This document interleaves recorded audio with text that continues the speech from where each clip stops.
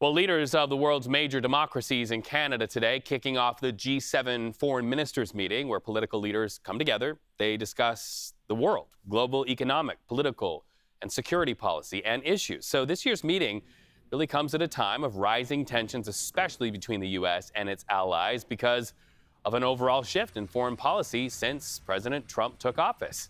Topics on the table include tariffs and the Russia-Ukraine war and, of course, the war between Israel and Hamas. Turning now to Global News national reporter Touria Izri. Nice to have you with us on CBS 24/7. So, trade war ramping up and all of those hot spots on the map. What kind of environment is Marco Rubio walking into in these meetings?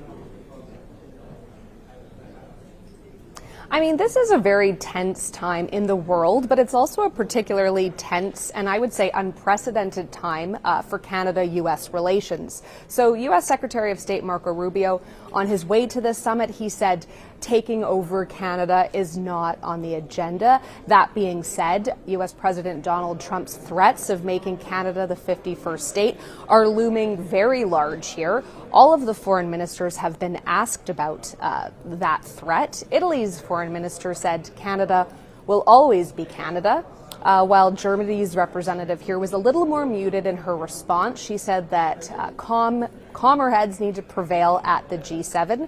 But afterwards, she had tweeted a photo of her and the European Union representative wearing red and white and saying, "Canada, we stand with you." So while some of the ministers are being a little more forthcoming in their shows of solidarity with Canada, others perhaps are focusing on their conversations behind the scenes. But yeah, Canadians are quite angry about those threats to make Canada the 51st state.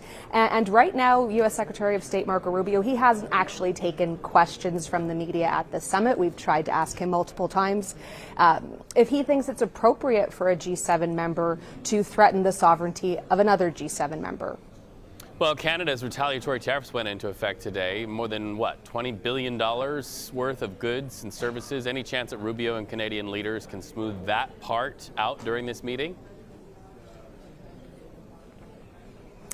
Yeah, so it's about $30 billion Canadian, and this is in response to the 25% tariffs on steel and aluminum. So Canadian officials said they did not want to take this step, but that they had no choice. Canada's Foreign Affairs Minister said on her way here that she will be raising the tariff issue at every possible opportunity. She had a bilateral meeting with Marco Rubio this morning, and that, most likely came up.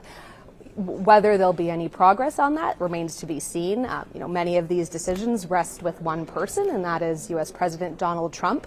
But it's not just Canada that's quite frustrated and also affected by these tariffs. They apply to every single country on earth, and that would include the members here who have said that, in a trade war, everyone loses. The difference, though, with tariffs on Canada is that the Canadian and American economies are so intertwined, and officials on both sides of the border say repeatedly that this will only lead to job losses for Canadians and also Americans. Well, we know that the trade war is top of mind for so many in those very important rooms, but what other priorities are you seeing at these meetings? So definitely the war in Ukraine, whether the ceasefire deal will hold. We've already heard from Russia saying that they get nothing out of this deal. So, whether there will be a joint communique coming from this G7 summit remains to be seen.